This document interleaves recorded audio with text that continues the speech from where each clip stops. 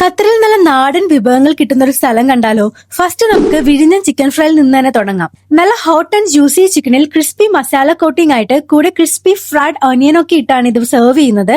വലിയ chicken pieces ആയിരുന്നു കേട്ടോ ഇതിൽ. Bold spicy south Indian style fried chicken ഒക്കെ ക്രേവ് ചെയ്യുന്നുണ്ടെങ്കിൽ ഇത് നിങ്ങളൊന്ന് ട്രൈ ചെയ്ത് നോക്കുക, എന്തായാലും ഇഷ്ടപ്പെടും. ഇതാണ് ബീഫ് ചില്ലി ഫ്രൈ. നല്ല crispy fried beef strips toast with roasted curry leaves and onions. ഇത് നല്ല ടെൻഡർ ബീഫാണ് കേട്ടോ. പുറത്ത് നല്ല ക്രിസ്പി കോട്ടിംഗ് ആണ് വരുന്നത്.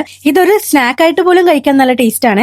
നെക്സ്റ്റ് ഇഞ്ചിപ്പുളി ചിക്കൻ ആണ്. ഇത് ചെറിയ പുളിയും മധുരം ഒക്കെ ഉള്ള ഒരു ഡിഷാണ് കേട്ടോ. ഡ്രൈ മസാലയിലാണ് ഇത് വരുന്നത്.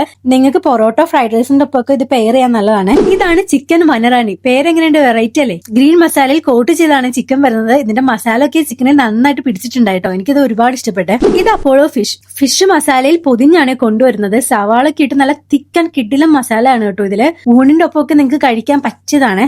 നെക്സ്റ്റ് ബീഫ് കൊത്ത്. നമുക്കിത് പൊറോട്ടയുടെ ഒപ്പം തന്നെ കഴിച്ചു നോക്കാം. ഇതിൽ എടുത്തു പറയേണ്ട കാര്യം ഇതിന്റെ ക്വാണ്ടിറ്റി ആണ് കേട്ടോ. പൊതുവെ കിട്ടുന്നതിനേക്കാളും ബീഫിന് നല്ല ക്വാണ്ടിറ്റി ഉണ്ടായിരുന്നേ. ബീഫ് നല്ല സോഫ്റ്റും പിന്നെ കുറെ തേങ്ങാക്കൊത്തൊക്കെ ഇട്ടിട്ടുണ്ടായിരുന്നു കേട്ടോ. ഇത് നല്ല വള്ളുവനാടൻ ചിക്കൻ കറിയും തേങ്ങയൊക്കെ ഇട്ട നല്ല സോഫ്റ്റ് ഇടിയപ്പം കഴിക്കാവേ. നല്ല ഗ്രേവി ഉണ്ട് കേട്ടോ ഇതില്. അതുകൊണ്ട് തന്നെ ഈ ഇടിയപ്പം ഒക്കെ മുക്കി കഴിക്കാൻ നല്ലതായിരുന്നേ. ഇനിയിപ്പോ ഇതൊന്നും അല്ല, കപ്പയാണ് നിങ്ങൾക്ക് കഴിക്കാൻ തോന്നുന്നതെങ്കിൽ അതുകൊണ്ട് കേട്ടോ ഇവിടെ. നല്ല പാൽ കപ്പയും മീനും കപ്പയും ബീഫും ഒക്കെ കോംബോ ആയിട്ട് ഇവിടെ അവൈലബിൾ ആണ്. ഇത്രയും അധികം ഐറ്റംസ് ഞങ്ങൾ ട്രൈ ചെയ്ത് റോയൽ ട്രീറ്റ് റെസ്റ്റോറന്റിൽ നിന്നാണ്. ക്വാണ്ടിറ്റിയിലും ക്വാളിറ്റിയിലും ഒരു അടിപൊളിയാണ് കേട്ടോ. അപ്പോൾ ഞാൻ ഡീറ്റെയിൽസ് താഴെ ഡിസ്ക്രിപ്ഷനിൽ കൊടുത്തേക്കാം.